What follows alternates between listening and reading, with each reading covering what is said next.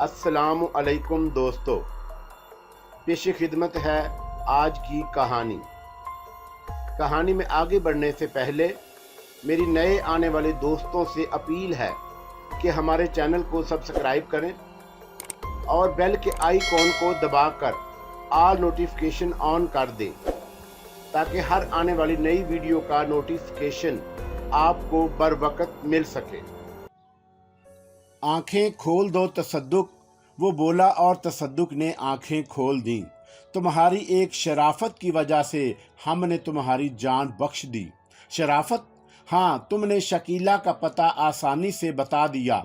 अगर तुम इस पर सौदेबाजी करते तो फिर हम शायद तुम्हें मुआफ ना करते। मैं जिंदगी से आजिद आ गया हूँ। इस दुम की मौजूदगी में मैं जिंदा दरगोर हो गया हूँ। तसद्दुक रो पड़ा। कौन सी दुम की बात कर रहे हो? यही। तसद्दुक ने झल्लाए हुए अंदाज में पुश्त पर हाथ मारा और फिर बुखलाए हुए अंदाज में दुम टटोलने लगा। फिर उसने इधर उधर देखा, नीचे झांका, लेकिन दुम मौजूद नहीं थी। उसने थूक निकलकर हम दोनों की तरफ देखा। तो क्या वाकई तुमने मुझे माफ कर दिया? तुमने ट्रेन से ही हमारे साथ गलत सलूक किया था तसद्दुक। तुमने उसी वक्त से हमारी दुश्मनी मोल ली थी, वरना हम तुमसे ही दुश्मनी क्यों करते? तालूत ने कहा, मुझसे गलती हुई थी। कोई बात नहीं मेरी जान, हम यारों के यार हैं। तुमने हमारी दुश्मनी देखी, अब दोस्ती भी देखो। लेकिन तुम तो मर चुके हो, इससे क्या फर्क पड़ता है? तालूत ने लापरवाही से कहा। क्या मतलब? तसद्दुक फिर हैरान हो गया। अरे हम तो अक्सर मरते रहते हैं, 10-20 बार मरने से कोई असर नहीं पड़ता। तो तुम वाकई जिंदा हो? तसद्दुक ने आंखें फाड़ दी। तुम्हें कैसे नजर आ रहे हैं? और वो दुम? अरे वो तो एक शोभदा था, ऐसा ही शोभदा जैसे हम थाने से निकल भागे थे। मेरी समझ में कुछ नहीं आया, मेरी समझ में कुछ नहीं आता। तसद्दुक ने दोनों हाथों से सर पकड़ लिया। चलो अब लिबास तब्दील करो, हमारे साथ चलो और शकीला को हमें वापस कर दो, तालूत ने कहा और तसद्दुक उठ खड़ा हुआ। उसका हाथ बार बार पीछे चला जाता था। बहरहाल हम उसके कमरे से निकल आए। उसने लिबास तब्दील किया। अब उसकी क्या मजाल थी कि वो हमारे खिलाफ कोई हरकत करता। लिबास तब्दील करके वो बाहर निकल आया। उसके चेहरे से अब खुशी झलक रही थी। दूसरों की निगाहों से पोशीदा रहना है। तुम्हारे बारे में सबको इत्तला मिल गई है। ठीक है, तुम अपनी गाड़ी में पहुंचो, हम आ रहे हैं, तालूत ने कहा और तसद्दुक गर्दन हिलाकर बाहर निकल गया। आओ, तालूत ने मुझसे कहा और फिर उसने मेरा हाथ पकड़ा। दूसरे लम्हे हम गाड़ी के नजदीक थे। तालूत ने दोनों हाथ हवा में लहराए और फिर दूर से आते हुए तसद्दुक की तरफ उंगली उठा दी। क्या कर दिया? मैंने बेसाख्ता पूछा। कुछ नहीं, अब इसके अलावा हमें और कोई नहीं देख सकेगा। ओह, उम्दा बात है तालूत। बहरहाल पुलिस से दोबारा मिड-भीड़ हो सकती है। अरे तो परवाह क्यों करते हो मेरी जान? अब मैं बेदस्तो पा तो नहीं। एसपी साहब से भी मुलाकात करेंगे। नहीं भाई, खुदा के वास्ते नहीं, मेरा खून खुश्क मत करो, मैंने तालूत से कहा। बुज़दिली ना दिखाओ आरफ, सब ठीक हो जाएगा, तालूत ने मेरे शाने पर हाथ रखते हुए कहा। इतनी देर में तसद्दुक भी हमारे पास पहुंच गया। हमें देखकर उसका मुंह फिर खुल गया। अरे तुम लोग यहाँ पहुंच गए, उसने होंकों के से अंदाज में कहा। डरते हुए आए हैं, दूसरों की नजरों से बचकर। चलो गाड़ी निकालो, कोई देख ना ले, तालूत बोला और तसद्दुक ने जल्दी से गाड़ी स्टार्ट की और हम महल से निकल आए। तसद्दुक खामोशी से ड्राइविंग कर रहा था। उसके चेहरे पर अजीब से तासरात थे। फिर उसने एक गहरी सांस लेकर कहा, तुम्हारे लिए तो बड़ी मुश्किलात पेश आएंगी। क्यों? पुलिस तुम्हारी तलाश में है। तुम्हारी दोस्ती कब काम आएगी तसद्दुक?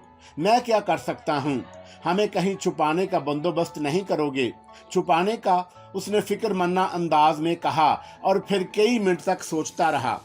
फिर उसने एक तवील सांस लेकर कहा, तनवीर साहब का बाग उम्दा जगह है, मैं वहां तुम्हारे लिए सारी सहूलतें मुहैया कर दूंगा। यूं भी वहां मेरी इत्तला के बगैर कोई नहीं जाता। माली से कह दूंगा मेरे अजीज हैं। तसद्दुक ने कहा। खासा रुमान बन गया था और इंसानों से बहरहाल हमारी कोई दुश्मनी नहीं थी। चुनाचा हम खामोश हो गए। थोड़ी देर के बाद गाड़ी मतलूबा जगह पहुंच गई और तसद्दुक नीचे उतर गया। मैं शकीला को लेकर आता हूँ, बराह करम अगर हो सके तो इसकी निगाहों में मेरी पोजीशन खराब मत होने देना। उसे नहीं मालूम कि उसे किसने अगवा किया है। मैंने उसे बेहोश करके उठाया था। जाओ ले आओ, तालूत ने कहा और तसद्दुक उस मकान में पहुंच गया। हम दोनों इंतजार करने लगे। भाई तबरक तो मैदान छोड़ गए आरफ, अब क्या किया जाए? तालूत ने मेरी तरफ देखते हुए कहा। अभी तो बहुत सी दिलचस्पियां हैं, मैंने मुस्कुराते हुए कहा। बताओ यार, शकीला आ जाए उसके बाद प्रोग्राम बनाएंगे। यहाँ से कहाँ चला जाए? क्या तसद्दुक की पेशकश कबूल कर ली जाए? बाग वाली? हाँ, मेरा ख्याल है ज़रूरी नहीं है, हम किसी होटल में भी रह सकते हैं। इस शक्ल में सिर्फ शकीला मंजर आम पर रहे और हम दोनों दूसरों की निगाहों से पोशीदा रहें। वेरी गुड, अच्छा आइडिया है, तालूत ने गर्दन हिलाते हुए कहा। मंजूर है तुम्हें? 100%, उसने कहा और हम खामोश हो गए। थोड़ी देर के बाद तसद्दुक शकीला के साथ बाहर आया। वो दोनों बड़ी तेजी से कदम उठा रहे थे और फिर लैंड रो में पहुंचकर शकीला हम दोनों से लिपट गई। वो सिसकियां ले रही थी। अरे अरे शकीला, इसकी क्या जरूरत है? तालूत बौखलाए हुए अंदाज में उसे तसल्ली देने लगा। मेरी तकदीर में यही सब कुछ रह गया है यूसुफ। क्या मैं जिंदगी भर यूं ही खिलौना बनी रहूंगी? हरगिज नहीं, तुम्हें गलती से अगवा कर लिया गया था। अब कुछ नहीं होगा, फिक्र मत करो। अब तुम बिल्कुल फिक्र मत करो। बेमुश्किल तमाम हम शकीला को खामोश कराने में कामयाब हुए। तसद्दुक अहमकों की तरह गर्दन झुकाए बैठा था। उसके चेहरे पर अजीब से तासरात थे। भाई तसद्दुक, मैंने उसे आवाज दी और वो चौंक पड़ा। हमें किसी उम्दा से होटल ले चलो। होटल क्यों? फिलहाल यही प्रोग्राम है, तुम्हारे प्रोग्राम पर फिर अमल करेंगे। लेकिन तसद्दुक हचकचाया। फिक्र मत करो, सब ठीक है, हम परवाह नहीं करते, चलो, तालूत ने कहा और तसद्दुक ने गाड़ी स्टार्ट कर दी। आप लोग मुझ तक कैसे पहुंचे? शकीला ने सवाल किया। अब वो संभल गई थी। तसद्दुक साहब के जरिए इन्होंने तुम्हारा खोज लगाया था। ओह, मैं तसद्दुक साहब की शुक्रगुजार हूँ, शकीला ने ममूनियत से कहा और तसद्दुक की गर्दन शर्म से झुक गई। वैसे इन लोगों की कैद में तुम्हें तकलीफ तो नहीं हुई? अनोखी कैद थी। सब लोग इस तरह मेरी खिदमत करते थे जैसे मैं शहजादी हूँ। मेरी जरा सी बात पर सब दौड़ पड़ते। सिवाय इसके मुझे और कोई तकलीफ नहीं थी कि मैं एक कमरे तक महदूद थी। शुक्र है, तुम्हारे लिए हम बहुत परेशान थे। एक खूबसूरत से होटल के सामने तसद्दुक ने गाड़ी रोक दी और हमारी तरफ रुख किए बगैर बोला, ये होटल बहुत उम्दा है। शुक्रिया तसद्दुक, अब तुम वापस जाओ, हम फिर मुलाकात करेंगे। मेरे लिए कोई और खिदमत? ऐश करो प्यारे, लेकिन हमारी यहाँ मौजूदगी के बारे में किसी को मालूम ना हो। आप बेफिक्र रहें, तसद्दुक का रुआ रुआ आपका गुलाम है। मुझे पूरा पूरा एहसास है कि मेरे रवैये ने ही आपको दुश्मन बनाया था। गलती मेरी ही थी, तसद्दुक ने शर्मिंदगी से कहा। बस बस मेरी जान तसद्दुक, हमारा दिल साफ हो गया। आज से तुम दोस्तों में हो, तालूत ने उसके हाथ मिलाते हुए कहा। मैंने भी तसद्दुक से मुहाफा किया और तसद्दुक वापस चला गया। शकीला, तालूत ने शकीला को पुकारा। जी, वो आहिस्ता से बोली। अब तुम ठीक हो जाओ, हमारी बादशाहत वापस मिल गई है। अंदर चलो, हम कहीं रुक जाएंगे। तुम यहाँ 3 अफराद का सूट हासिल करो। जरा शान से कह देना 2 शहजादे कयाम करेंगे, तुम उनकी निगरान हो। ओह, लेकिन हाँ हाँ, ये नोट काउंटर पर डाल देना। तालूत ने बड़े नोटों की एक गुड्डी शकीला को थमाते हुए कहा। ओह, इतने सारे? लेकिन ये सब काउंटर पर जो भी हो उसे कह देना कि नोट रखे, हिसाब बाद में हो जाएगा। अच्छा, शकीला ने गहरी सांस ली, नोट संभाले और अंदर चल पड़ी। जाहिर है मामूली से इलाके की लड़की थी, झिझक रही थी, लेकिन बहरहाल अम ने उसे जो कुछ समझाया उसने वही किया। वापस आई तो पोर्टर के साथ थी। अरे अरे, ये इसने क्या गड़बड़ कर डाली? तालूत ने बौखलाए हुए अंदाज में कहा। इसके अलावा वो बेचारी क्या कर सकती थी? मैंने ठंडी सांस लेकर कहा। मगर अब मैं उनके पास जाता हूँ। जाओ जाओ यार, लड़की अभी सीधी है, तालूत ने एक हाथ उठाते हुए कहा और मैं उन दोनों की तरफ खुद ही बढ़ गया। तुम लोग कमरा नंबर बता दो, फिलहाल सामान वगैरह नहीं आया, आ जाएगा। बेहतर जनाब, पोर्टर ने कहा और फिर वो कमरे तक हमारी रहनुमाई करने चल पड़े। तालूत भी साथ ही आ रहा था, लेकिन बहरहाल वो पोर्टर की निगाह में नहीं था। होटल वाकई खूबसूरत था। बड़े कमरे में 3 बेड लगे हुए थे। जरूरत का सारा सामान मौजूद था। तालूत आंखें बंद करके गर्दन हिलाने लगा और शकीला उसकी शक्ल देखने लगी। क्यों, क्या बात है? उसने पूछा। कुछ नहीं, बैठो शकीला। जाहिर है इस दौरान के वाकयात से तुम ला इल्म रही होगी। जाहिर है चुनाचा पहली अहम तला ये है कि अफशां वापस आ गई। ओ शुक्र है, मगर वो गई कहाँ थी? सैर करने। क्या मतलब? शकीला तअज्जुब से बोली और मैंने उससे मुख्तसर तफसील बता दी। बड़ी अजीब लड़की है, शकीला ने गर्दन हिलाते हुए कहा और फिर चौंक कर बोली, लेकिन आप लोगों ने मेरा पता कैसे लगाया? बस उसी दिन से तुम्हारी तगो-दो में लगे हुए थे। लेकिन ये कौन थे जिन्होंने मुझे अगवा किया?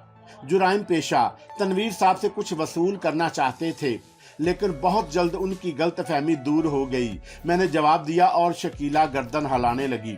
फिर वो मुस्कुराते हुए बोली, गोया महल से अब हमारी छुट्टी। बज़ाहिर तो यही बात है। बज़ाहिर क्यों? भाई वो लोग बद अखलाक हो सकते हैं, हम नहीं। बहरहाल सलाम दुआ है, मुलाकात तो जरूर करेंगे। वैसे अगर तुम हिम्मत करो तो एक दिलचस्प खेल खेला जा सकता है। कैसा खेल? शकीला ने पूछा और हम उसे खेल की तफसील बताने लगे। ओह, लेकिन मैं खासा मुश्किल काम है। अगर कर सको तो तफरी रहेगी। हम तुम्हारी पूरी मदद करेंगे, मगर इससे फायदा सिर्फ तफरी। मुनासिब रहेगी ये तफरी, शकीला ने कहा। हर्ज भी क्या है? पहले तनवीर साहब सिर्फ एक अफशा के लिए सरगर्दा थे, अब उन्हें 2-2 से भुगतना पड़ेगा। लेकिन शर्त यही है कि तुम बखूबी से अपना किरदार निभाओ। मैं कोशिश करूंगी। महल से वाकिफ ही हो। जिन मामलात में उलझोगी, किसी न किसी तरह तुम्हारे कान में वो बात पहुंचा दी जाएगी। दिलचस्प सिचुएशन रहेगी, शकीला हंस पड़ी। हाँ, लेकिन इसी शक्ल में जब तुम्हारा किरदार कामयाब रहे। आप बेफिक्र रहें, मैं पूरी कोशिश करूंगी। बस तो कल सुबह ये ड्रामा शुरू, तालूत ने कहा और मेरी तरफ देखने लगा। तालूत की इसकी जिंदगी वापस मिल गई थी और उसकी सोई हुई शरारतें भी जाग उठी थीं। बहरहाल ये प्रोग्राम तय हो गया। शकीला जिस अंदाज से होटल में दाखिल हुई थी, उसने होटल वालों पर बड़ा असर डाला था। कई वेटरों ने दरवाजे पर दस्तक देकर किसी जरूरत के बारे में पूछा था। थोड़ी देर के बाद तय हुआ कि खाना खाया जाए और मैंने शकीला से वेटर को बुलाने के लिए कहा। शकीला ने बेल बजा दी। खाना हम लोग यहाँ खाएंगे, शकीला बोली। क्या आपके साथी? वेटर ने फिर पूछा। हाँ, 3 आदमियों का खाना लाओ। जी बेहतर, वेटर ने जवाब दिया और बाहर निकल गया। ये बुखलाया हुआ क्यों था? शकीला तअज्जुब से बोली। पता नहीं, तालूत ने गहरी सांस लेकर गर्दन हिलाई। वेटर खाने की ट्राली ले आया और फिर उसने खाना मेज पर लगा दिया, लेकिन वो बार बार चारों तरफ गर्दन घुमाकर हमें तलाश कर रहा था। हम दोनों तो इस वक्त शकीला के सिवा किसी को नजर नहीं आ रहे थे। खाना लगाकर वेटर एक तरफ खड़ा हो गया। बस जाओ, खाने के बाद काफी ले आना। जी, वेटर ने फिर चारों तरफ देखा और बाहर निकल गया। यार आरिफ, तालूत ने डाइनिंग टेबल की तरफ कुर्सी खिसकाते हुए कहा। शकीला से ये गड़बड़ ज्यादा ना चल सकेगी। उसे इस चक्कर के बारे में क्या बताओगे? मैंने चौंक कर शकीला की शक्ल देखी, लेकिन वो बेचारी हमारी गुफ्तगू से ला इल्म थी। तालूत के लिए ये कौन सी मुश्किल बात थी? जब चाहता किसी की आंखों और कानों पर हाथ फेर देता। हाँ, अगर इस लड़की को साथ रखना है तो उसे राजदार बनाना होगा। मगर सारी बातें बताओगे? तुम्हारा क्या ख्याल है? ना बताओ तो बेहतर है, कोई और तरकीब करो, तालूत ने कहा और शकीला की तरफ देखने लगा जो प्लेटों में खाना शुरू कर रही थी। मैं बात करता हूँ, शुरू करें, शकीला बोली और हम खाने में मसरूफ हो गए। वेटर बड़ा अहमक है, उसकी बौखलाहट मेरी समझ में नहीं आई, शकीला खाने के दौरान बोली। ये सब यूसुफ की शरारत है, मैंने इब्तिदा की और शकीला मेरी तरफ देखने लगी। क्यों? यूसुफ साहब की शरारत क्यों है? अजीबो गरीब इंसान है ये। तुम्हारा क्या ख्याल है? तिलका से टकराने वाला कोई मामूली इंसान हो सकता है, मगर उसे तो आपने कत्ल किया था आरिफ साहब। इसकी मदद के बगैर कैसे मुमकिन था? मेरी समझ में तो कुछ नहीं आया, शकीला ने खाना खत्म करते हुए कहा। भाई यूं समझ लो, इस वक्त हम दोनों में से कोई वेटर को नजर नहीं आ रहा। क्या मतलब? बताते हैं। क्यों नहीं यूसुफ, मैंने मसनूई तौर पर झल्लाए हुए कहा और फिर खुद ही बोला। दरअसल यूसुफ एक बहुत बड़ा शोबदाबाज है। उसे बहुत से इल्म आते हैं। पिछले दिनों उसे अपने शोबदों से नफरत हो गई थी। वह मुश्किल तमाम मैंने उसे तैयार किया और वह फिर से इस दुनिया में आ जाए। इस जहां में वो जितना बड़ा शोबदागर है उतना ही कामयाब है। लेकिन वीटर वाली बात, शकीला हैरत से बोली। कोई हैसियत नहीं रखती, मामूली बात है।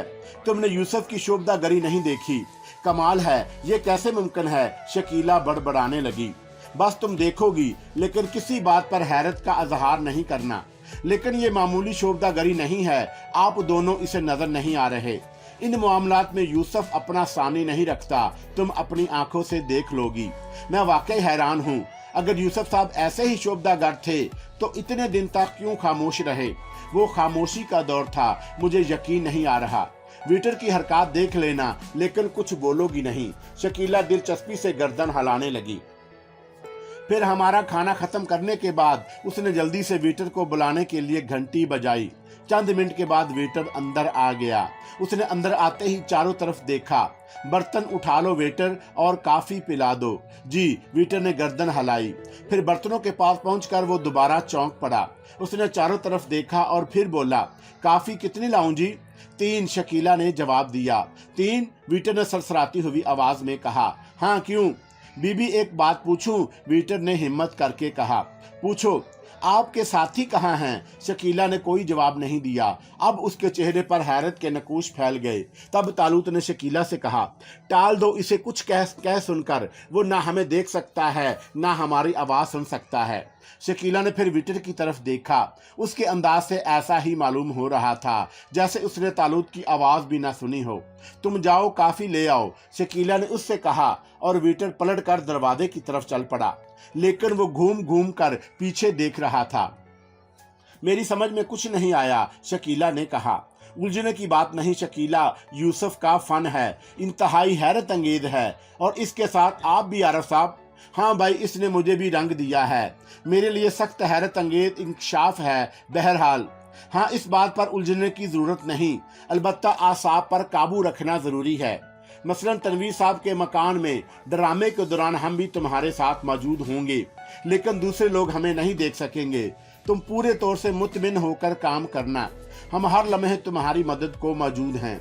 बहरहाल, मुझे हैरत है। इतनी देर में वेटर काफी ले आया। इस गधे को भी हैरत थी। शकीला ने उसे वापसी की इजाजत दे दी और फिर उठकर दरवाजा बंद कर दिया। फिर उसने 3 प्यालियों में काफी बनाई और हम सब काफी की चुस्कियां लेने लगे। उसके साथ ही हम तनवीर साहब के यहाँ ड्रामे का प्रोग्राम तरतीब दे रहे थे।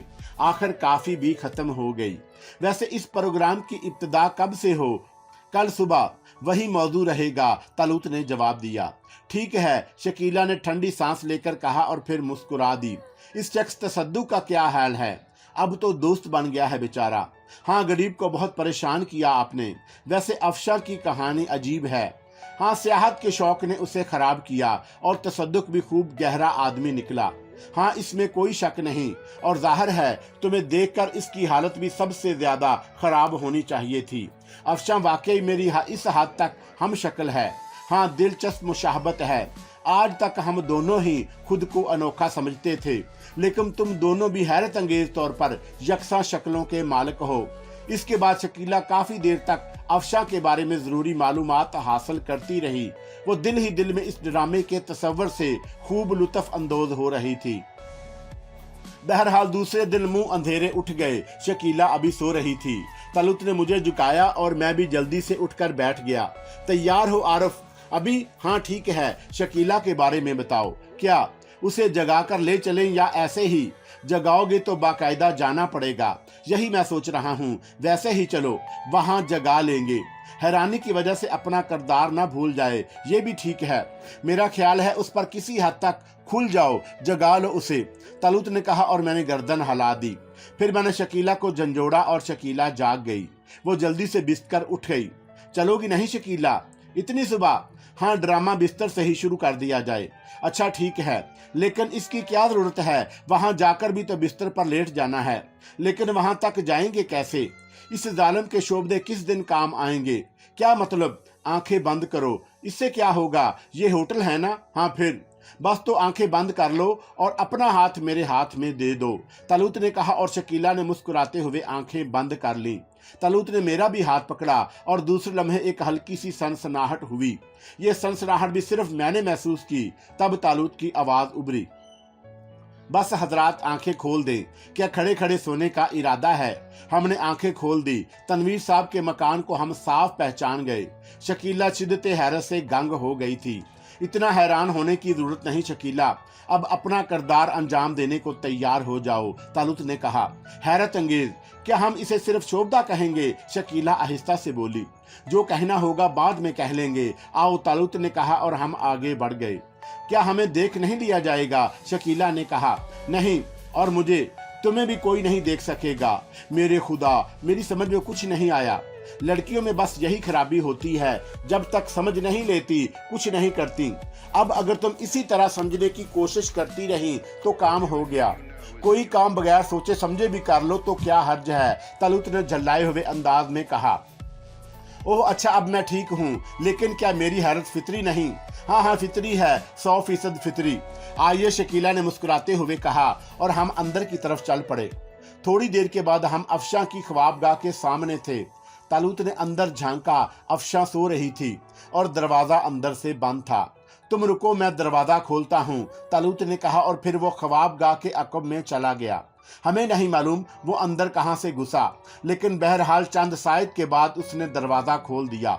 आओ, उसने कहा और मैं और शकीला अंदर दाखिल हो गए।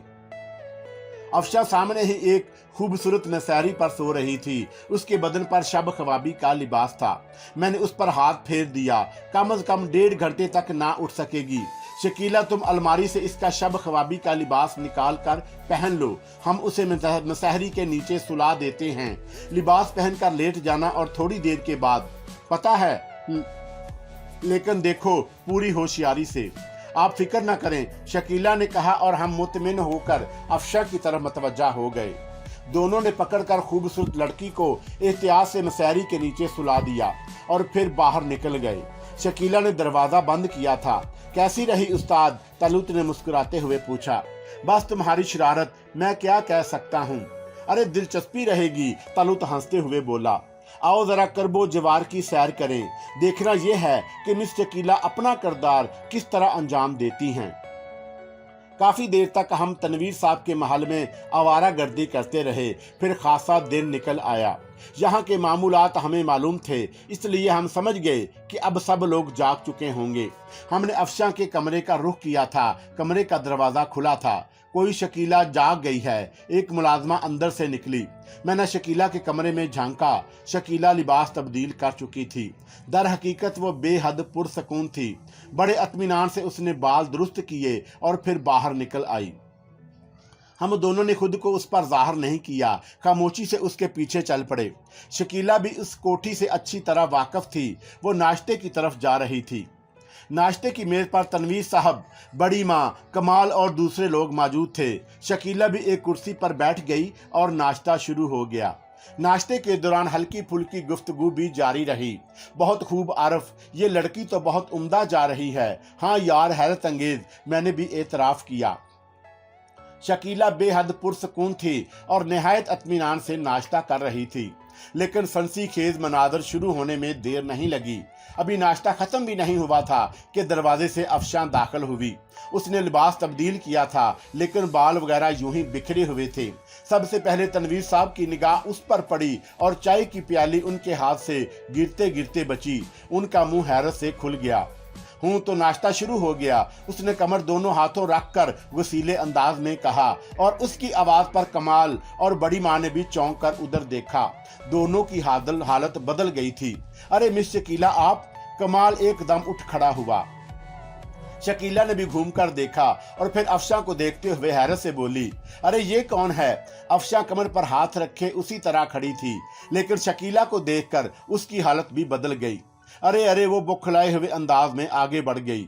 ये अफशा मुतहय्यराना अंदाज में बोली, आप कब आई मिस शकीला? कमाल ने कहा। क्या बकवास है? अफशा गुर्राई। तनवीर साहब खामोशी से दोनों लड़कियों को देख रहे थे। शकीला के इत्मीनान में कोई तब्दीली नहीं आई थी। वो तीखी निगाहों से अफशा को देख रही थी। एक खड़ी हो जाओ, अफशा शकीला के करीब पहुंचकर तहकमाना लहजे में बोली। ये कौन बदतमीज है? शकीला ने भी मुंह बिगाड़ कर कहा। वही लड़की जिसके बारे में मैंने तुम्हें बताया था। तनवीर साहब संजीदगी से बोले। आप क्या कह रहे हैं अब्बू? अफशा तिंक कर बोली। मैं मालूम करना चाहता हूँ कि तुम क्या कह रही हो, तनवीर साहब ने संजीदगी से कहा। क्या आप सबका दिमाग खराब हो गया है? अफशा तिंक कर बोली। क्या बकती हो? शकीला गुराकर खड़ी हो गई और फिर वो कमाल की तरफ रुक करके बोली, ये कोई भी हो, इसके बाल पकड़कर बाहर निकाल दो, मैं तेरी शक्ल बिगाड़ दूंगी। अफशा गुराकर शकीला की तरफ लपकी, लेकिन शकीला भी इस वक्त कमाल कर रही थी। उसने लपक कर मेज से छुरी उठा ली। अरे अरे, ये क्या बदतमीजी है? तनवीर साहब और दूसरे लोग भी घबरा कर खड़े हो गए। मैं कहती हूँ इसे बाहर निकाल दो, शकीला चीख कर बोली। कमाल, इसे बाहर ले जाओ, तनवीर साहब ने कहा। आप सब मेरी तौहीन कर रहे हैं। अफशा रो पड़ी। मैं बाहर आकर तुमसे बात करता हूँ, तनवीर साहब ने कहा और कमाल बेमुश्किल तमाम अफशा को बाहर ले गया। तनवीर साहब तशवीशनाक निगाहों से दरवाजे की तरफ देख रहे थे। ये कहना क्या चाहती है? शकीला ने कहा। खुदा मालूम, और आपको अबू क्यों कह रही है? आओ तुम भी आओ, लेकिन बराहे करम खुद पर काबू रखना, तनवीर साहब ने कहा और फिर सब कमरे से निकल आए। दर हकीकत लुत्फ आ गया था। हम दोनों भी सबके पीछे थे। दूसरे कमरे में अफशा दारो कतार रो रही थी और कमाल उसके सामने खड़ा था। ये है ना आपकी बेटी? मैं नहीं हूँ, मुझे भूल जाइए, वो सिसकती हुई बोली। शकीला, तनवीर साहब ने उसे मुखातब किया। मैं कहती हूँ मैं खुदकुशी कर लूंगी, अफशा गुर्राई। लेकिन क्यों? इसलिए कि मैं अफशा हूँ। शकीला ये है खूब। अबू इसे पूछिए ये क्या चाहती है, शकीला ने कहा। हाँ, तुम जानती हो तुम अफशा नहीं हो, और इससे कबल तुम यही कहती आई हो कि तुम अफशा नहीं शकीला हो। अब अचानक तुम्हारा इरादा क्यों बदल गया? तनवीर साहब ने कहा। मैं कहती हूँ बाद आ जाएं आप लोग, अफशा दांत पीस कर बोली। तुम भी होश में आ जाओ, हम तुम्हें पुलिस के हवाले भी कर सकते हैं, शकीला ने कहा। तू खामोश हो जा कमीनी जलील, अफशा धाड़ी। अबू आप सुन रहे हैं? लड़की, मैं अब भी तुम्हारे साथ नरमी बरतना चाहता हूँ। मुझे बताओ तुम चाहती क्या हो? तनवीर साहब ने संजीदगी से कहा। मैं यहाँ से चली जाऊँ, यही चाहते हैं आप? अफशा बोली।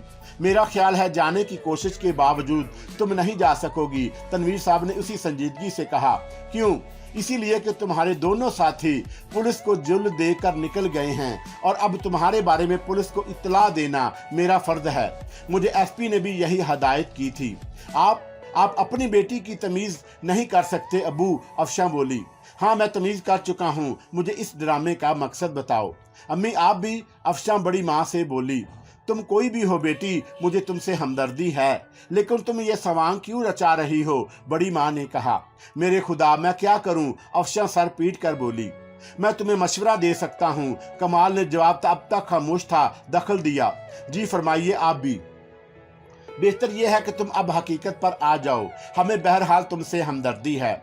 जहन्नम में जाओ तुम सब, ठीक है? वो तुम्हारी बेटी है, वही अफशा है। मैं जा रही हूँ। जा सकोगी लड़की? तनवीर साहब सर्द लहजे में बोले। फिर यहाँ क्या झक मारूं? चंद बातें बता दो, वरना फिर पुलिस तुमसे पूछेगी। मुमकिन है तुम बेगुनाह हो और कसूर सिर्फ तुम्हारे साथियों का हो। ऐसी शक्ल में तुम मुझे सूरत हाल बता दो ताकि मैं तुम्हारी मदद कर सकूं। अल्लाह, अफशा एक कुर्सी में गिर पड़ी। तुम्हें किसने अगवा किया था और तुम उनके चुंगल से कैसे छूटी? देखिए अबू, अच्छा ना होगा। देखिए, मैं कहती हूँ अच्छा ना होगा। अफशा फिर खड़ी हो गई। मेरा ख्याल है तुम्हारे साथियों ने ही तुम्हें आजाद कराया होगा और अब शायद उन्हीं के किसी प्रोग्राम के तहत तुम यहाँ आई हो। दुरुस्त है, बिल्कुल दुरुस्त है, अफशा ने कहा। वो हमसे क्या चाहते हैं? नहीं बताऊंगी। आप पुलिस को फोन कर दें, बुलाएं पुलिस। तुम शायद मुझे अहमक समझती हो। अगर तुम अफशा हो तो ये कौन है? मुझे इजाजत दे दें, खुदा की कसम मुझे इजाजत दे दें, अभी इससे पूछ लूंगी। ए मेरे मुंह मत लगो तुम इन लोगों का शौक हो, मेरा नहीं। ऐसा ठीक करूंगी कि जिंदगी भर याद रखोगी, शकीला ने आंखें निकालते हुए कहा। अरे तो आओ ना, चोर कहीं की, आओ ठीक करो। अफशा आस्तीन चढ़ाकर आगे बढ़ी, लेकिन कमाल ने उसे पकड़ लिया। तसद्दुक से कहो पुलिस को फ़ोन करे, एसपी आफ्ताब को फ़ौरन तलब करे, जाओ, तनवीर साहब ने कहा और मुलाजम दौड़ गया। मैंने तालूत की तरफ देखा।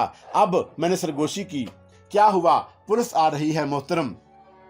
तो फिर नहीं मेरी जान, एसपी साहब का फैसला ना कर सकेंगे, तालूत ने हंसते हुए कहा।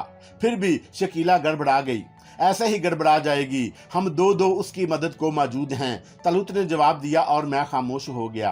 तनवीर साहब अपनी जगह से उठ गए। नाश्ता भी खटाई में पड़ गया। असली अफशा का गुस्से के मारे बुरा हाल था, लेकिन शकीला के अंदाज भी खराब थे। ना जाने किस तरह ये मंदिर की दासी इतनी उम्दा अदाकारी कर रही थी। आओ तुम दोनों मेरे साथ आओ, उन्होंने कहा। मैं नहीं आऊंगी, मेरे ही घर में मेरी इतनी तौहीन हो रही है, इस कमीनी को आप लोगों ने, अफशा ने रोते हुए कहा। इससे कबल तुम शायद किसी थिएटर में अदाकारी करती होगी, क्योंकि इस वक्त भी उम्दा एक्टिंग कर रही हो। किस लिए दाखिल हुई हो ये तो बता दो, शकीला ने संजीदगी से कहा। अरे ये तुम बताओ, फ्रॉड कहीं की। अब्बू, अब की बार अगर इसने जुबान से कोई बदतमीजी की तो मैं इसके मुंह पर कोई चीज मार दूंगा, खुदा की कसम रियायत नहीं करूंगी, शकीला ने आग बगोला होते हुए कहा। अफशा बेटे, तुम अपनी अम्मी के साथ दूसरे कमरे में चली जाओ, प्लीज जाओ, तनवीर साहब ने कहा और कमाल खुद शकीला को बाहर ले गया। लेकिन हम दोनों कमरे में ही रुके रहे। शकीला, तनवीर साहब ने बड़ी नरमी से उसे पुकारा। मैं अफशा हूँ, आप लोग इसकी बातों में क्यों आ गए? तुम अफशा नहीं हो, लेकिन इसकी हम शक्ल जरूर हो। इसके अलावा तुमने एक आड़े वक्त में हमारी मदद की थी। मैं तुम्हारे एहसानमंद भी हूँ शकीला। इसके अलावा मेरा ख्याल था कि तुम एक नेक तबीयत लड़की हो। बेटी, जिंदगी गुजारना बहुत ही कठिन काम है, लेकिन इसके बावजूद इंसान अच्छे रास्ते अपनाने की कोशिशों में मसरूफ रहे। मुझे यकीन है कि ये तुम्हारी अपनी साजिश नहीं है, बल्कि उन दोनों ने अब कोई नई चाल चली है। किन दोनों ने? अफशा ने बेसाख्ता कहा। तुम्हारे साथियों ने। अबू देखिए, मैं कहती हूँ होश में आ जाइए, मैं सबसे निमट सकती हूँ, मैं इन सब को ठीक कर सकती हूँ, लेकिन ये तो सोचें, ये बात मेरे लिए किस कदर तकलीफदा है कि खुद मेरे वालदैन धोखा खा गए। इसके अलावा तनवीर साहब उसकी बात सुनी अनसुनी करते हुए बोले, इसके अलावा मैं इन दोनों को भी बुरा नहीं समझता था। यकीन करो, दिल्ली सदमा हुआ था, दिल्ली कलक हुआ था उनकी गिरफ्तारी पर, लेकिन उनके बारे में तफसीलात मालूम करके शशदर रह गया था। लेकिन एक बात मेरी समझ में नहीं आई। अब्बू, अफशा सर पकड़कर बोली, तुम लोगों ने पहले ही ये ड्रामा क्यों नहीं किया? पहले तो तुम इनकार करती रही कि तुम अफशा नहीं शकीला हूँ, तो आपको यकीन है कि मैं अफशा नहीं हूँ। बेल आखिर अफशा आजज आकर बोली, अब इसकी मौजूदगी में तो कुछ नहीं सोचा जा सकता शकीला, तनवीर साहब ने जवाब दिया। आपने पुलिस को बुलाया है? हाँ, बस ठीक है, आप मुझे पुलिस के हवाले कर दें, लेकिन मैं ये नहीं चाहता। क्यों? आखिर क्यों? जब मैं अफशा नहीं हूँ तो मुझसे तुम हमदर्दी है। पुलिस तुम्हारे ऊपर सख्ती करेगी। क्यों सख्ती करेगी? वो तुमसे उन दोनों के बारे में पूछेगी। कुछ भी करे, बस मैं अफशा नहीं हूँ, आप मुझे पुलिस के हवाले कर दें, अफशा ने कहा। मैंने एसपी आफ्ताब को बुला लिया है, बहरहाल वो तुमसे मालूमात करेगा। हो सके तो बेटी उन दोनों के बारे में बता देना। बहरहाल वो खतरनाक मुजरम हैं। मैं कोशिश करूंगा पुलिस तुम्हें तकलीफ ना पहुंचाए। लानत है, अफशा दांत पीस कर बोली और तनवीर साहब के कमरे से निकल गए, लेकिन जाते वक्त वो कमरे का दरवाजा बंद करना नहीं बोले थे। मैंने एक गहरी सांस ली और तालूत की तरफ देखा। अब पुलिस आएगी, तालूत मुस्कुराया। हाँ, और अफशा को पकड़ कर ले जाएगी, लेकिन ये तो अच्छा नहीं होगा तालूत। क्यों? इस बेचारी का क्या कसूर? तालूत ने कान खुजाते हुए कहा। हाँ, इसका कसूर तो नहीं है, तफरी में कोई अलमिया ना हो जाए, खतरा तो है। तालूत ने अफशा की तरफ देखा, जिसके चेहरे पर पत्थरों की सी खामोशी थी। लड़की के चेहरे पर खतरनाक तासरात हैं, कोई गलत कदम ना उठा बैठे। हाँ, जज्बाती है, फिर कुछ क्या किया जाए? तालूत पुरख्याल अंदाज में बोला। क्या करोगे? इसे अफशा बनाए देते हैं और शकीला को वापस। ओह, इतनी आसानी से? हाँ, क्यों नहीं, तालूत ने कहा और फिर उसने एक हाथ की मुट्ठी बंद की और फिर अफशा की तरफ खोल दी। दूसरे लम्हे अफशा के बदन पर ऐसा ही लिबास था जैसा शकीला के जिस्म पर, लेकिन अफशा को इसका जरा भी एहसास ना हुआ। उसके बाद उस फितना अंगेज शख्स ने मुझे इशारा किया और जो ही मैं उसके नजदीक पहुंचा, उसने मेरे कंधे पर कोई चीज झाड़ी। मैं चौंक कर अपने कंधे की तरफ मतवज्जा हो गया, लेकिन दूसरे लम्हे हम बंद दरवाजे से बाहर थे। आओ, उसने मेरा हाथ पकड़ा और हम शकीला की तलाश में चल पड़े। शकीला बड़ी माँ के साथ थी। बड़ी माँ आंखें बंद किए एक कुर्सी पर दराज थी। तालूत ज़ाहिर हो गया और फिर उसने हाथ से शकीला को इशारा किया। शकीला ने हमें देख लिया और फिर उसने बड़ी माँ की तरफ देखा और फिर खामोशी से उठ गई। लेकिन बड़ी माँ चौंक पड़ी थी। कहाँ जा रही हो अफशां? अभी आई अम्मी जान। उस लड़की की तरफ मत जाना, ना जाने किस इरादे से आई है। नहीं, वहां नहीं जाऊंगी अम्मी, शकीला ने कहा और बाहर निकल आई। और यूं ही वो बाहर निकली, तालूत ने उसके सर पर हाथ रख दिया। शकीला मुस्कुराने लगी। वो बेचारी समझ भी ना सकी कि तालूत ने क्या कर दिया। जी, शकीला ने कहा, आओ खेल खत्म। ओह अच्छा, शकीला ने एक गहरी सांस ली। क्यों, खेल जारी रखने का इरादा है? नहीं, लेकिन मैं कैसी रही? शानदार, तालूत ने कहा। शुक्रिया, अब क्या प्रोग्राम है? अभी तो इन लोगों को देखेंगे, क्या तफरीह रहती है। खतरा नहीं है, खास तौर से आप लोगों के लिए। अरे देखा जाएगा, तुम आओ, अभी पुलिस आने वाली है। पुलिस के सामने मेरा क्या रवैया रहना चाहिए? शकीला ने पूछा। तुम्हें पुलिस के सामने आने की जरूरत ही क्या है? तालूत ने कहा। ओहो, शकीला ने गर्दन हिला दी और फिर एकदम चौंक पड़ी। अरे तनवीर साहब आ रहे हैं, शायद उन्होंने हमें देख लिया। इत्मीनान रखो, उनकी बेनाई इतनी तेज नहीं। अरे वो इसी तरफ आ रहे हैं, आने दो, तालूत ने कहा। और फिर शकीला की हैरत की इंतहा ना रही। तनवीर साहब हमारे नजदीक से गुजरते चले गए। शकीला मुंह फाड़े उन्हें देखती रह गई। इन्हें क्या हो गया? तअज्जुब से बोली। वो ना सिर्फ अंधे बल्कि बहरे भी हो गए हैं, तालूत बोला। अरे नहीं, वो एकदम बोली। तनवीर साहब, अबे ओ तनवीर साहब, भाई तनवीर साहब। तालूत ने जोर जोर से आवाजें लगाईं, लेकिन तनवीर साहब के कान पर जूं तक ना रेंगी। देख लिया तुमने? तालूत ने मुस्कुराते हुए कहा। मेरी समझ में कुछ नहीं आया, शकीला ने परेशानी से कहा। आओ समझाएं तुम्हें भी, तालूत ने कहा और वापस पलट पड़ा। शकीला के चेहरे पर उलझन थी। हम लोग तनवीर साहब के पीछे पीछे चल पड़े। तनवीर साहब ड्राइंग रूम की तरफ जा रहे थे। ड्राइंग रूम के दरवाजे के बाहर दो पुलिस वाले खड़े थे। शकीला का सांस फूल गया। पुलिस, उसने सरसराती आवाज में कहा। चली आओ, इन बेचारों को भी दिन में नजर नहीं आता, आ जाओ, तालूत ने कहा। शकीला के हाथ पांव सर्द हो गए थे। बहरहाल हम तीनों भी तनवीर साहब के पीछे ड्राइंग रूम में दाखिल हुए। ड्राइंग रूम में तसद्दुक, कमाल और दो इंस्पेक्टरों के साथ एसपी आफ्ताब भी मौजूद थे। ओह तनवीर साहब, खैरियत? आफ्ताब ने मुस्कुराते हुए कहा। खैरियत ना समझे आफ्ताब मियाँ, क्या बात है?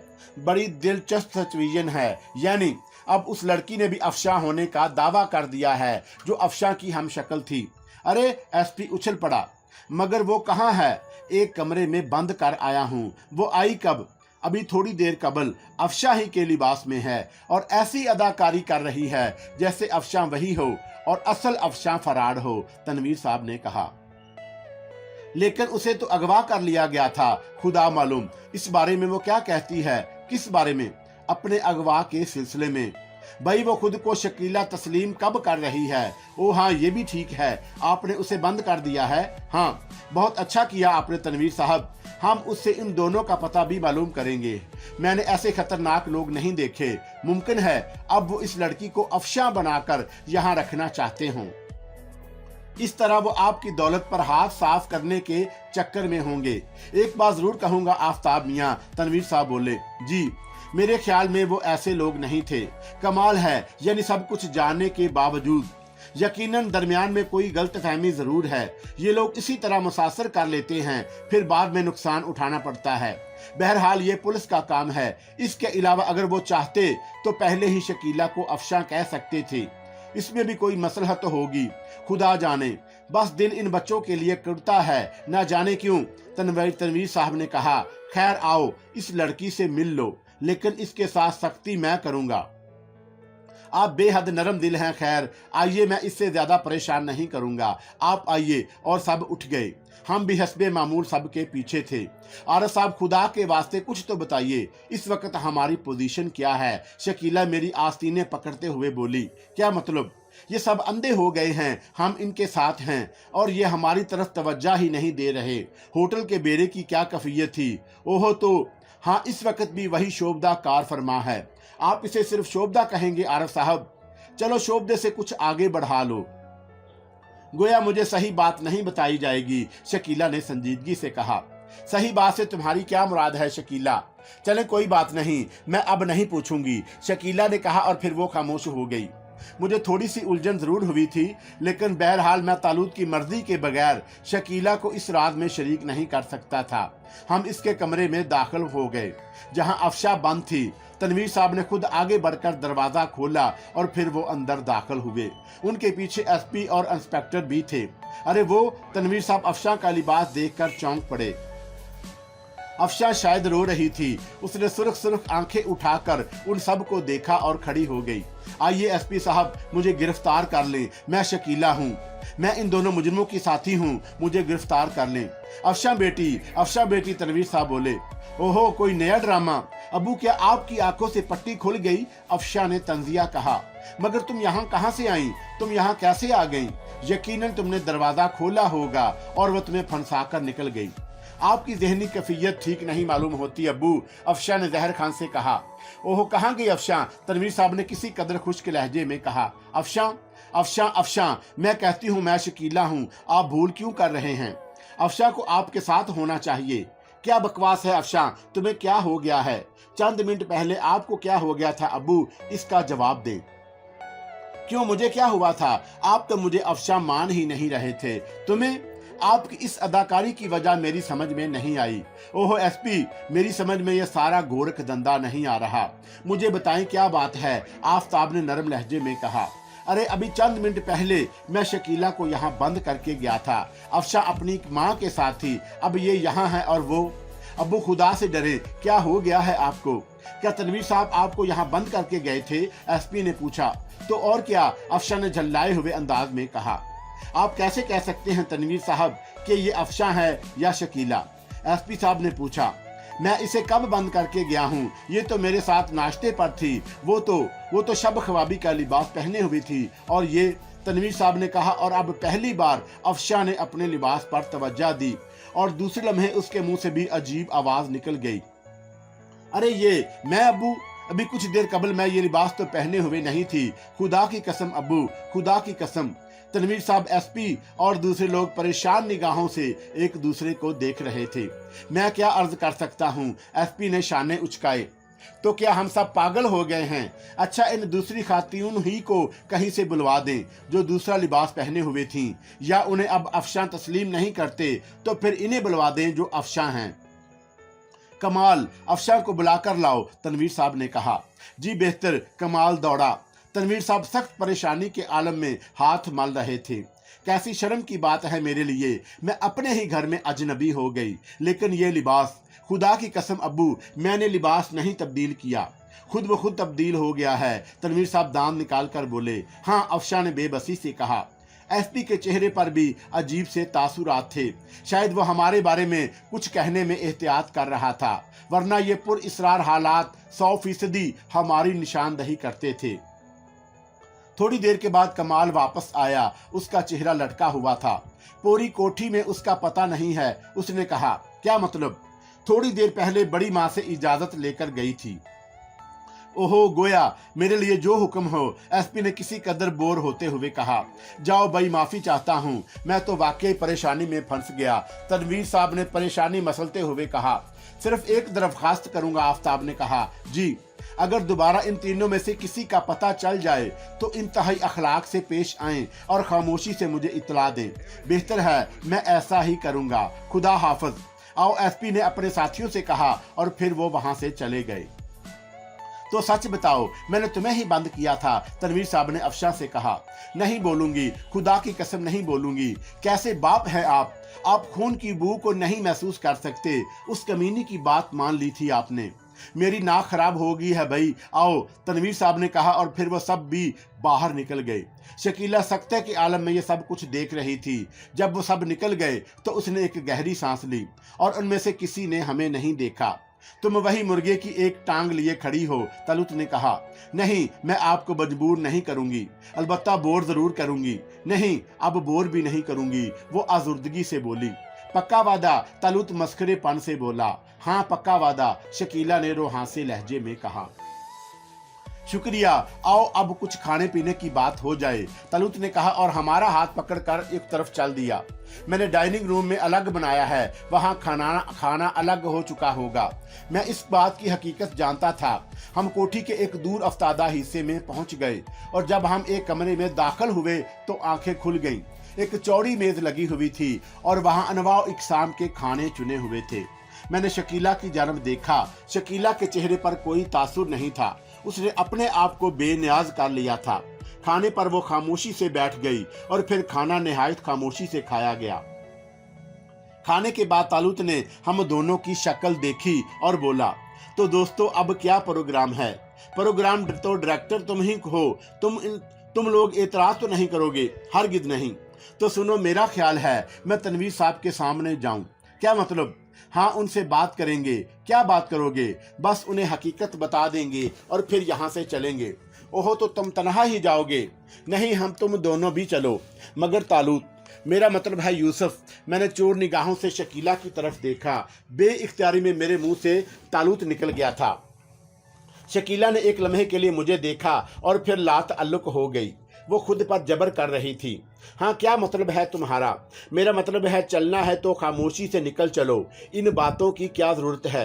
फिर वही बुज़दिली की बात नहीं यार, इसकी जरूरत ही क्या है? अच्छा है, इन लोगों का जहन भी साफ हो जाएगा। इसके बगैर मैं यहाँ से जाना नहीं चाहता। ठीक है, जैसे तुम्हारी मर्जी, मैंने शाने हिलाते हुए कहा। इस वक्त तो हम यहीं आराम करेंगे। शाम को तनवीर साहब से मुलाकात की जाए। तलूत ने आखिरी बात कही। आराम कहाँ करोगे? बराबर में बेडरूम मौजूद है, तलूत ने कहा और हम फिर उठकर बराबर वाले कमरे में दाखिल हो गए। इंतहाई कुशादा कमरा था। उसमें 3 निहायत आरामदाह बिस्तर लगे हुए थे। मैं उन कमरों से अजनबी नहीं था, पहले उन्हें देख चुका था। कबाड़ गोदाम था। दुनिया भर का काठ कुबाड़ यहाँ भरा पड़ा था। टूटा फूटा फर्नीचर और साजो सामान। लेकिन तालूत के लिए इसे उम्दा बेडरूम बना लेना कौन सी बड़ी बात थी। शकीला भी एक दूर के बिस्तर पर जा पड़ी। मैं और तालूत 2 बराबर बिस्तरों पर लेट गए। ये लड़की अब बोर करने लगी है, तालूत ने सरगोशी की। इंसान है तालूत, क्या मतलब? और फिर औरत है, तजस्सुस तो फितरी है। लेकिन फिर वो लोग जिनके सिवा अब दुनिया में इसका कोई नहीं है, कैसी अनोखी बात है कि वो उनकी हकीकत से भी नावाकिफ है। मतलब क्या है तुम्हारा? कसम ले लो, मतलब कुछ नहीं। मैं सिर्फ ये बता रहा हूँ कि उसे बोर मत हो। उसकी ये नाराजगी फितरी है, तो क्या उसे बता दिया जाए? नहीं, मैं ये तो नहीं कहता। यूं भी तो सोचो आरफ, अगर हम उसे अपने राज में शरीक कर लें तब भी वह बर्दाश्त नहीं कर सकेगी। अब सब तुम्हारी तरह पत्थर थोड़ी होते हैं। और फिर तुम्हारी दुनिया के लोग तो हमारे नाम से ही कान पर हाथ रखते हैं। हाँ ठीक है, मैं इस बात पर इसरार नहीं कर रहा। इसके बावजूद अगर तुम मुनासिब समझो तो उसे बता दो। नहीं, कोई खास जरूरत नहीं है। उसके अलावा एक बात और बताओ। शकीला, मैंने शकीला को आवाज दी। जी, शकीला ने जवाब दिया। सो रही हो? नहीं। ओह, मैं समझा तुम सो गई। नहीं, तब इधर ही आ जाओ। और शकीला उठकर हमारे पास आ गई। उसकी निगाहें झुकी हुई थीं। तुम्हारी उदासी की वजह समझ में नहीं आई। बता दूं? शकीला ने निगाहें उठाकर पूछा। कितनी नफीस बात है, खुदा की कसम बहुत पसंद आई, तालूत ने कहा। क्या मतलब?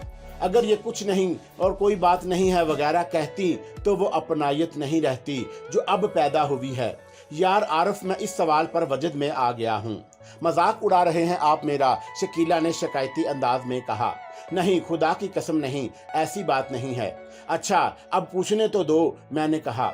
हाँ पूछो, बताओ शकीला, तालूत ने कहा। आप दोनों की शख्सियत मेरे लिए जो कुछ है उसके बारे में मैं अल्फाज में नहीं कह सकती। यूं समझ लें, अब आपके बगैर जीने का तस्वर भी बेहद खौफनाक है। आप लोगों की जुदाई के बाद मौत ही मुनासिब रहेगी। जब आपने मुझे ये अपनायत, ये तस्वर दिया है तो इसके बाद क्या वजह है कि आपकी शख्सियत का कोई पहलू मेरी निगाहों से या मेरे इल्म से दूर रहे, या आप कह दें कि मैं अभी ज़ैरे इम्तहान हूँ।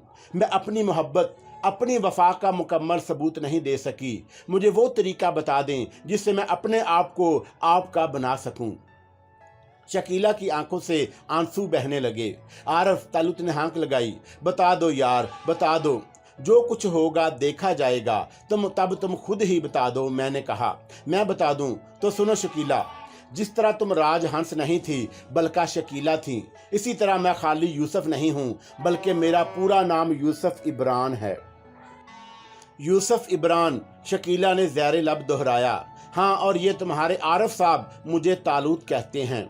ओहो, मगर फिर मेरे सामने क्या ये नाम अजीब नहीं है, शकीला ने जवाब दिया। लेकिन मेरी कुनियत यही है। ज़मीन पर रहने वाले इंसान ऐसे नाम नहीं रखते, लेकिन हमारे यहाँ ऐसे नाम होते हैं। ज़मीन पर रहने वाले हमारे यहाँ, शकीला ने दोहराया। हाँ भाई, मेरा ताल्लुक तुम्हारी दुनिया से नहीं है। यानी शकीला तअज्जुब से बोली, मैं इस पोशीदा दुनिया का इंसान हूँ जिसे तुम लोग जिन्नात की दुनिया कहते हो। ओहो, शकीला होंठों पर जुबान फेरने लगी। हाँ, मैं एक जिन हूँ। नहीं, शकीला हज़यानी अंदाज में हंस पड़ी। खौफजदा होने की कोई वजह नहीं है। तुम लोगों ने हमारी तरफ से एक बेबुनियाद खौफ तारी कर रखा है खुद पर। और मिस्टर आरफ, अब पूरी कहानी आप सुना दें। और मैंने संजीदगी से शकीला को सारी तफसीलात बता दी। खुदा की कसम, ये कहानी झूठ नहीं है और तुम इसमें शक ना करना। मेरे खामोश होने के बाद तालूत बोला। शकीला आंखें फाड़कर तालूत को देख रही थी। तब तालूत ने रासम को आवाज दी और दूसरे लम्हे रासम जाहिर हो गया। इन्हें मुख्तलिफ शक्लें बनाकर दिखाओ, ये मेरा गुलाम है शकीला। और फिर रासम ने वो तमाशे दिखाए कि कई बार शकीला की चीख निकल गई। तब तालूत ने रासम को रोक दिया। बस अब जाओ, उसने रासम से कहा और रासम निगाहों से उजल हो गया। अब बताओ, क्या मुझसे खौफजदा हो? नहीं, शकीला ने फंसी फंसी आवाज में कहा। वंडरफुल, तब तुम्हें अपने बारे में बताकर कोई अफसोस नहीं हुआ। इससे कबल तुमने कोई अंग्रेजी बोलने वाला जिन देखा है? मैंने मुस्कुराते हुए पूछा और शकीला खौफजदा अंदाज में मुस्कुराने लगी। चुनाचा शकीला, तुम्हें यह भी आरफ की ज़बानी मालूम हो गया कि इस वक्त जब तुम मिली मैं मनहूस तिलका का शिकार हो गया था, लेकिन अब खुदा का शुक्र है सब ठीक ठाक है। ऐसी सूरत में ये तनवीर साहब वगैरह हमारा कुछ नहीं बिगाड़ सकते। अब ये बताओ, अब तुम्हारे जहन में कोई मैल है? खुदा की कसम नहीं, लेकिन मैं काफी दिनों तक हैरत ज़दा रहूंगी। इसमें कोई हर्ज नहीं, तालूत ने मस्करेपन से कहा। तो अब मैं कह रहा हूं कि हम तनवीर साहब पर ज़ाहिर हो जाएं। क्या हर्ज है? शकीला मुस्कुराकर बोली। हाँ, सैया हुए कोतवाल, मैंने टुकड़ा लगाया और शकीला मुस्कुराने लगी। जाओ आरफ, बाहर की फिजा देखो। तुम अकेले में डरोगी तो नहीं इस जिन से? हरगिज़ नहीं, ये हमारे अपने हैं, शकीला ने कहा। अल्लाह इसे अपनायत को बरकरार रखे, मैंने मस्करेपन से कहा और जल्दी से बाहर निकल गया।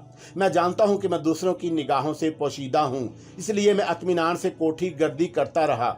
कोठी के एक हिस्से में कुछ गहमा गहमी थी। बहुत से मुलाजिम एक हिस्से को साफ करने में लगे हुए थे। मुलाजिमों की गुफ्तगू से मालूम हुआ कुछ मेहमान आ रहे हैं। मैं वहां से आगे बढ़ गया। तवील चक्कर लगाकर मैं काफ़ी देर में वापस आया। तालूत और शकीला बातें कर रहे थे। क्या पोजीशन है? नॉर्मल। कोई ख़ास बात तो नहीं? कोई नहीं, सिवाय इसके कि कोठी में कुछ मेहमान आ रहे हैं और बड़ा एहतमाम है। तनवीर साहब मौजूद हैं? शायद नहीं। खैर, जल्दी भी क्या है, अब आराम करो। आराम? हाँ, थोड़ी देर सोना चाहता हूँ, तुम लोग भी सो जाओ। तालूत ने करवट बदली। शकीला अपनी मसहरी पर चली गई और फिर सचमुच हम भी सो गए। आँख खुली तो खासी रात हो चुकी थी। पूरे कमरे पर गहरी तारीकी मुसल्लत थी। हाथ को हाथ नहीं सुजाई दे रहा था। आंखें खुलने के बाद चंद साई तक तो माहौल का अंदाजा ही ना हुआ और जब सब कुछ याद आया तो मैंने तालूत को आवाज दी। जाग गए आरफ? तालूत की आवाज सुनाई दी। हाँ, लेकिन ये अंधेरा, रात हो चुकी है, तालूत ने जवाब दिया। रोशनी तो कराओ यार। रासम, तालूत ने रासम को आवाज दी। हल्की रोशनी। उसने रासम को हदायत की और कमरे में एक शमादान रोशन हो गया। हल्की रोशनी में हमने शकीला को मसहरी की तरफ देखा। शकीला अभी तक सो रही थी। इन खातून को भी जगाया जाए। हाँ, आवाज दो, तालूत ने कहा और मैंने शकीला को आवाजें दी। खासी गहरी नींद सो रही थी। कई आवाजों पर जागी और फिर घबराकर जल्दी से मसहरी से नीचे उतर आई। क्या हुआ? क्या हो गया? रात, मैंने मुस्कुराते हुए जवाब दिया। अरे कैसे? शकीला ने और परेशान होकर पूछा। बस खुद ब खुद हो गई, मैंने जवाब दिया और तालूत हंसने लगा। शकीला ने गहरी सांस ली। अब उसे अपनी बदहवासी का एहसास हुआ और वो भी मुस्कुराने लगी। वाकई ख्वाब रात हो गई, ना जाने क्या बज गया होगा। आओ बाहर चलकर देखें, तालूत ने कहा और हम तीनों बाहर निकल आए। लेकिन बाहर निकलकर हमने गहरी सांस ली। रात तो तवक्का से कहीं ज्यादा गुजर गई थी। गालबन 2:30 बजे थे। पूरी कोठी सुनसान पड़ी थी। सब सो चुके थे। किसी के जागने के आसार नजर नहीं आए। कमाल है यार, हम सुबह इतनी गहरी नींद सोए, खाना तो नशा आवर नहीं था, सवाल ही नहीं पैदा होता जिन मैनों में तुम कह रहे हो। वैसे तो खुराक के नशे से बड़ा कोई नशा नहीं है, मगर हजरात अब क्या किया जाए, आओ आवारागर्दी करते हैं। इस वक्त कहाँ? मैंने तअज्जुब से पूछा। शहर की सुनसान सड़कों पर, तालूत ने जवाब दिया। वाकई लुत्फ आ जाएगा, शकीला बोली। बहुत खूब, मैंने शरारत अमीन अंदाज में मुस्कुराते हुए कहा और फिर आमादगी जाहिर कर दी। हम कोठी से बाहर निकल आए। खूब थी ये रात की आवारागर्दी। सड़कें बिल्कुल सुनसान पड़ी थीं, लेकिन शहर के चंद इलाके अब भी जाग रहे थे, खास तौर से बंदरगाह का इलाका। इस इलाके में दिन रात रौनक ही रहती थी। यहाँ के होटल भी खुले हुए थे। क्या ख्याल है, खाने का प्रोग्राम है? तालूत ने पूछा। ओह नहीं, लेकिन काफ़ी पी जा सकती है, आओ किसी होटल में चलें। यहाँ के होटल शरीफ लोगों के नहीं होते, मैंने किसी कदर हचकचाते हुए कहा। तो हम ही कौन से शरीफ हैं, आओ, तालूत ने कहा, और हम तीनों सीहा की तरफ बढ़ गए। खासी बड़ी इमारत थी, बाहर से खूबसूरत भी नजर आई। एक चौड़े जीने से गुजरकर हम रिफ्रेशमेंट हॉल में पहुंच गए। हॉल में खासी रौनक थी, सिगरेट के धुएं चकरा रहे थे, उनमें सिगरेट की बू भी शामिल थी। गंदी हवा फेंकने वाले पंखे चल रहे थे, लेकिन फिर भी नागवार बू फैली हुई थी। ज्यादातर मुल्की और गैर मुल्की मलाह ही नजर आए। औरतें भी थी, लेकिन शरीफ औरतों की कहीं झलक भी नहीं थी। ये सब की सब शिकारी थीं, जो खास तौर से गैर मुल्कियों का शिकार करने आती हैं। माहौल अच्छा नहीं है तालूत, मैंने कहा। तो फिर शकीला भी हमारे साथ है। हाय अल्लाह, मैं मर जाऊं यार, तुम मेरे साथ ऐसी बातें ना किया करो, तालूत ने कहा। उस कोने की मेज की तरफ बढ़ने लगा जो खाली नजर आ रही थी। बहरहाल हम कुर्सियां घसीट कर बैठ गए। बेशुमार निगाहें हमारी तरफ थीं, उनमें ज्यादातर खतरनाक चेहरे थे। मुझे उलझन होने लगी।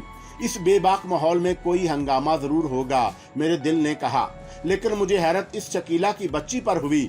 मुझसे ज्यादा उसे तालूत पर एतमाद हो गया था। वो बेहद मुतमिन नजर आई।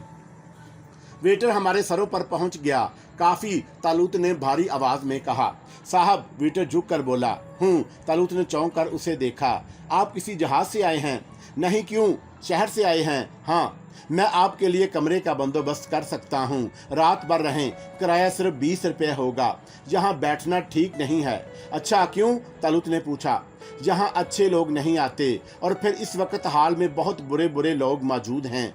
तुम काफ़ी लाओ, और इसके साथ साथ इन बुरे बुरे लोगों की एक फहरिस्त भी ले आओ, मैं सबको ठीक कर दूंगा। आपकी मर्जी साहब, मैंने आपको आगाह कर दिया है। बेरा चला गया और थोड़ी देर के बाद उसने काफ़ी शुरू कर दी। घूरने वाले अब भी शकीला को घूर रहे थे। उसकी निगाहें उस पर से हट ही नहीं रही थीं। और फिर गड़बड़ शुरू हो गई। कुर्सी से उठने वाला शख्स बिला मुबालगा 6.25 फुट कद रखता था। बदन उसके लिहाज से मोटा नहीं था, लेकिन तंदुरुस्त जरूर था। सफेद कमीज और सफेद पतलून पहने हुए था। गिरेबान पेट तक खुला हुआ और बालों से साफ सीना नजर आ रहा था। आंखें नशे में डूबी हुई थीं। वो किसी गैर मुल्क से ही ताल्लुक रखता था, ना जाने कहाँ का था। हेलो, उसने हमारे करीब आकर दोनों हाथ मेज पर रख दिए और झुक गया। तालूत गर्दन झुकाए काफी पीता रहा। लंबा आदमी बराह रास्त शकीला की तरफ देख रहा था। क्या ये दोनों तुम्हारे दोस्त हैं? उसने पूछा। जी फरमाइए। और तुम खामोश रहो, मुझे बात करने दो। क्यों डार्लिंग? अब शकीला किसी हद तक नर्वस हुई। उसने दर्जीदा नजरों से तालूत को देखा और बड़ी शराफत से काफी के छोटे छोटे घोंट ले रहा था। मेरा नाम गैपन है, अनकार्डू का हेड खलासी हूँ। यहाँ मुझे सब जानते हैं। क्या तुम थोड़ी देर मेरे साथ बैठोगी? अब तालूत ने काफी खत्म कर ली थी। फिर उसने होंठ खुश करते हुए मुस्कुराकर उसकी तरफ देखा। हेलो गैपन, उसने बड़े प्यार से कहा। ओहो हेलो, तुम्हारा साथी मुझे बेहद पसंद आई है दोस्तों। सिर्फ आज की रात उसे मुझे दे दो और मैं तुम्हारा दोस्त बन जाऊंगा। मगर तुम जैसे मरियल लोगों को हम दोस्त नहीं बनाते। तुम बांस की तरह लंबे और बेतुके हो। अबे तुम तो तेज हवा में कदम भी ना जमा पाते होगे। जाओ, भाग जाओ।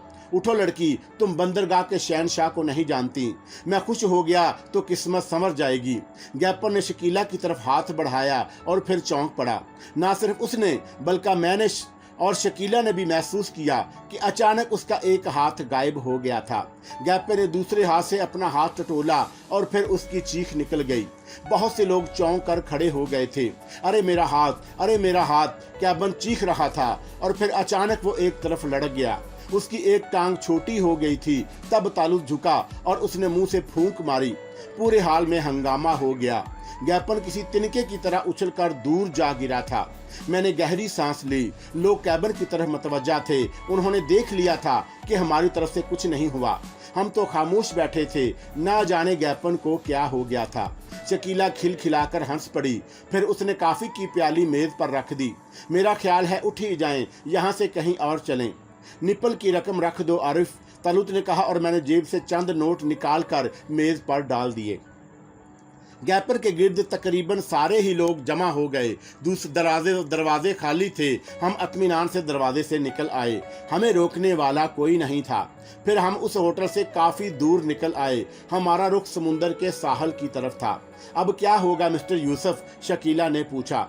कुछ नहीं होगा, बस एक हाथ गायब और एक टांग छोटी। वो हमेशा रहेगी। हाँ, मेरा ख्याल है बहुत सख्त सजा है, अब दे दी गई है, कुछ नहीं हो सकता, तालुत ने जवाब दिया और हम चलते रहे। और फिर चलते चलते तालुत ने रफ्तार सुस्त कर दी और मेरे कंधे को दबाया। मैंने आहिस्ता से कहा। यार थोड़ी सी तन्हाई दे दे। ओहो वेरी गुड, वाकई, मैंने चौंक कर कहा। हाँ, तालुत ने गर्दन हिला दी। ओके, मैंने मुस्कुराते हुए कहा और हम आगे बढ़ते रहे। फिर हम समुद्र के खाली हिस्से में पहुंच गए, जहां चारों तरफ ठंडी ठंडी रेत और ठंडी ठंडी चांदनी बिखरी हुई थी। तालुत, मैंने उसे आवाज दी। मैं तो इस टेले पर लेटकर मादी का सफर करूंगा। ठंडी रेत मुझे बचपन से पसंद है। ओहो, क्या बच्चों वाली हरकत है। आओ चहलकदमी करेंगे। तुम लोग करो, मुझे थोड़ी देर के लिए तन्हा छोड़ दो, मैंने कहा। तुम्हारी मर्जी, आओ शकीला, तालुत ने कहा और फिर वो शकीला के साथ आगे बढ़ गया। मैं रेत पर लेटकर उन दोनों को देखने लगा। सच्ची बात है, शकीला बहुत खूबसूरत थी। मेरे दिल में उसके लिए जगह थी, लेकिन दिल लगाने का कारोबार तो मैंने अरसा दराज से छोड़ दिया था। अब तो उसकी जरूरत भी नहीं थी। चुनाचा तालुत को उसकी तरफ माइल देखकर मुझे कोई एहसास नहीं हुआ, बल्कि इस इत्तफाक में मुझे खुद दिलचस्पी महसूस होने लगी। वैसे अजीब था, ये जिनज़ादा भी खुद मुझे उससे इश्क का मशवरा दे रहा था और अब मेरे होंठों पर मुस्कुराहट फैल गई और ना जाने क्यों मेरे जहन में माजी की कुछ तस्वीरें उभरने लगीं। कैसी अजीब बात है, मेरी भी तरद्दुद से पाक लेकिन अज़तराब से भरपूर दोनों ख्याल एक दूसरे की नफ़ी। शायद एहसास को सुकून नहीं मिल सका है। ये ख्याल जहन के गोशों में मौजूद है कि मैं वो ज़िंदगी नहीं गुजार रहा जो मेरे आबाओ अजदाद गुजारते आए हैं, और वो ज़िंदगी, सुकून की ज़िंदगी, मुझसे काफ़ी दूर है। मैं किसी के कांधे के सहारे चल रहा हूँ और किसी वक्त भी ये सहारा हाथ से निकल सकता है। न जाने कब तक ख्यालात में गुम रहा। फिर तालुत की आवाज़ नहीं, ख्यालात का तिलस्म तोड़ा। मैंने कहा, ना मौलाना, और फिर सो गए क्या? नहीं, जाग रहा हूँ। मैं उठकर बैठ गया। तालुत और शकीला भी मेरे पास ही बैठ गए थे।